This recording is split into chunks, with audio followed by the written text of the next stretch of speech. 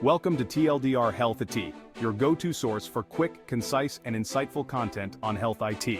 Today we're diving deep into Databricks SQL AI functions. Let's break it down.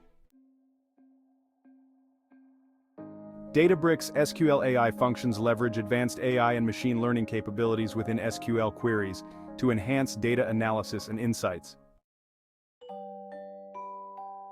Imagine you have a super smart robot helper that understands your questions and helps you find answers quickly by looking through a giant library of books. Databricks SQL AI functions are like that robot, helping you find important information in big sets of data. Think of Databricks SQL AI functions as special tools within SQL that use artificial intelligence to make data analysis smarter and faster. They can understand patterns, make predictions, and give you more accurate insights from your data. Alright, let's take you from zero to hero on Databricks SQL AI functions. Now let's dive into some key Databricks SQL AI functions. First up, AI_analyze_sentiment. This function is designed to analyze text data to determine the sentiment, whether it's positive, negative, or neutral. For example, it can be used for analyzing customer feedback to gauge satisfaction levels.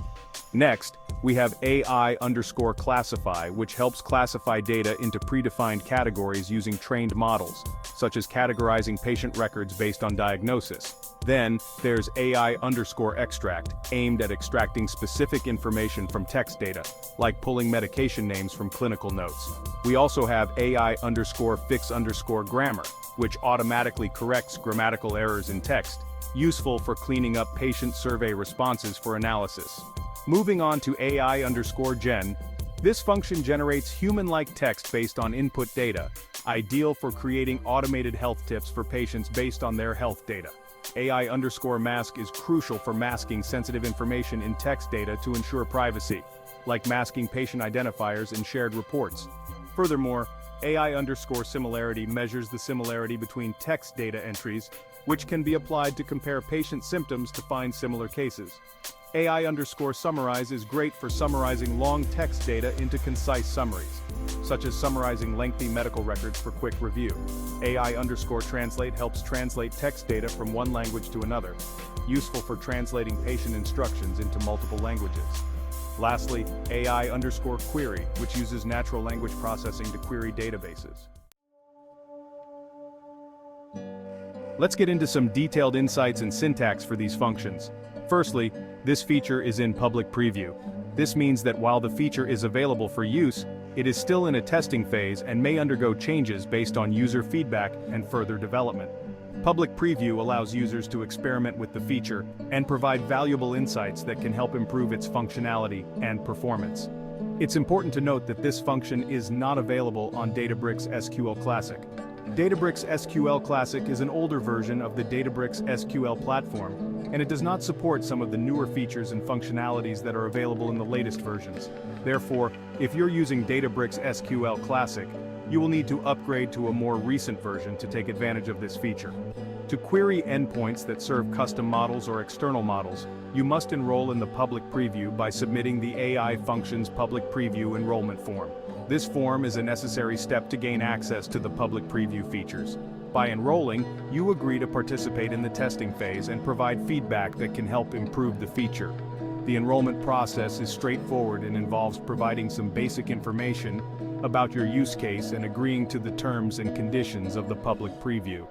Now, looking at the syntax, we use the commands AI query, endpoint name, request, and AI query, endpoint name, request, return type. The AI_query function is designed to be flexible and powerful, allowing you to query different types of endpoints with ease. The syntax is straightforward, but it's important to understand the different parameters and how they work together to achieve the desired results. Here's how it breaks down. Endpoint name is a string literal, the name of the existing Databricks model serving endpoint in the same workspace for invocations. The endpoint name parameter is crucial because it specifies which endpoint you are querying. It must be a string literal, meaning it should be enclosed in double quotes. The endpoint must already exist in the same workspace where you are running the query. The definer must have can query permission on the endpoint. Permissions are an essential aspect of working with Databricks model serving endpoints. The can query permission ensures that the user has the necessary access rights to query the endpoint.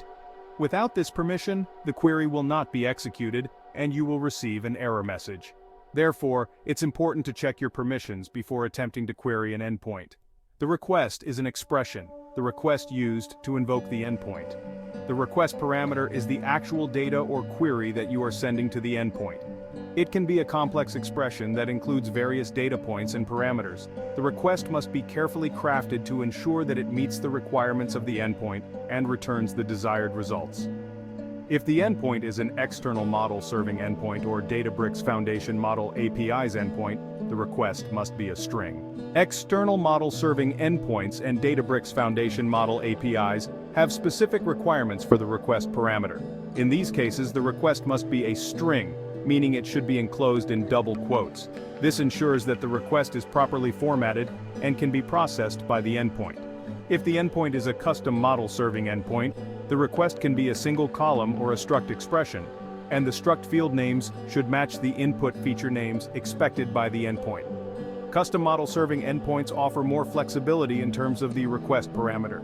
You can use a single column or a struct expression, which is a more complex data structure that includes multiple fields. The field names in the struct expression must match the input feature names expected by the endpoint. This ensures that the data is properly mapped and processed by the endpoint. The return type is an expression, the expected return type from the endpoint.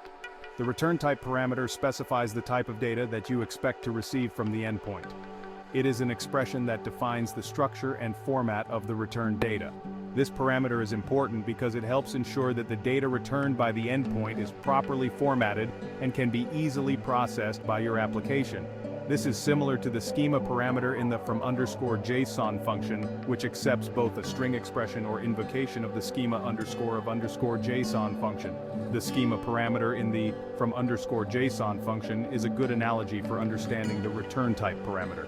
Both parameters define the structure and format of the data. The schema parameter can accept a string expression, which is a simple text representation of the schema, or an invocation of the schema_JSON function, which dynamically generates the schema based on the input data.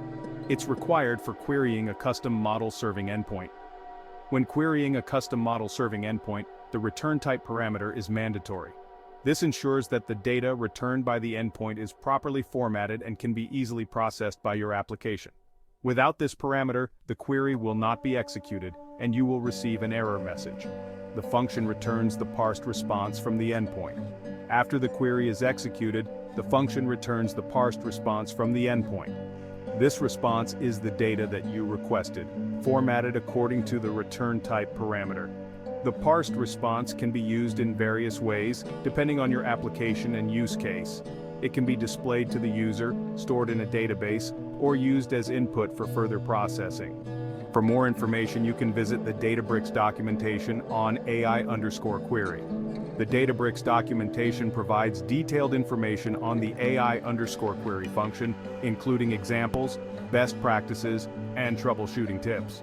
If you have any questions or need further assistance, the documentation is a valuable resource that can help you get the most out of the AI_query function.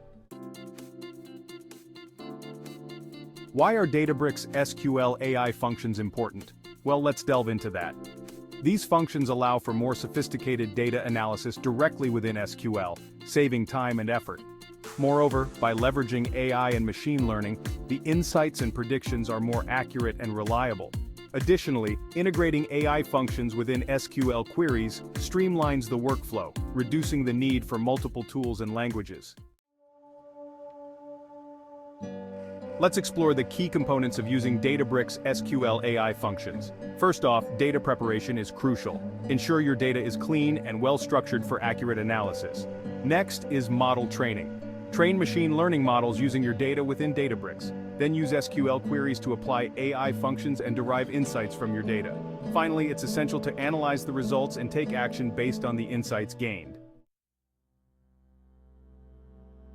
Let's look at some real-world examples. Predicting patient readmissions involves using the AI_query function to identify patients at high risk of readmission based on their medical history and treatment plans. In customer sentiment analysis, applying AI_analyze_sentiment to patient reviews and feedback helps improve healthcare services.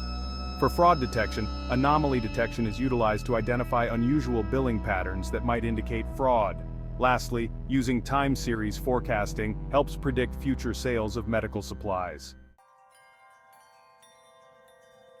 Moving on to advanced insights and techniques. Hyperparameter tuning involves fine-tuning the parameters of your machine learning models to enhance accuracy and performance.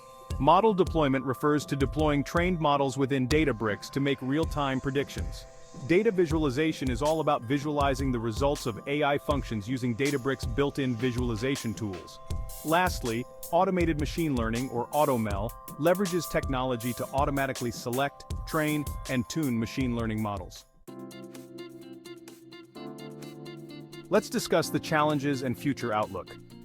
Challenges include ensuring data quality, managing computational resources, and interpreting complex models.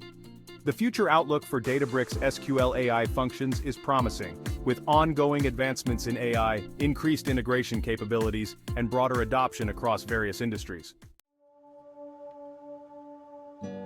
For those interested in resources to learn more, Databricks documentation offers comprehensive guides and tutorials on using Databricks and SQL AI functions.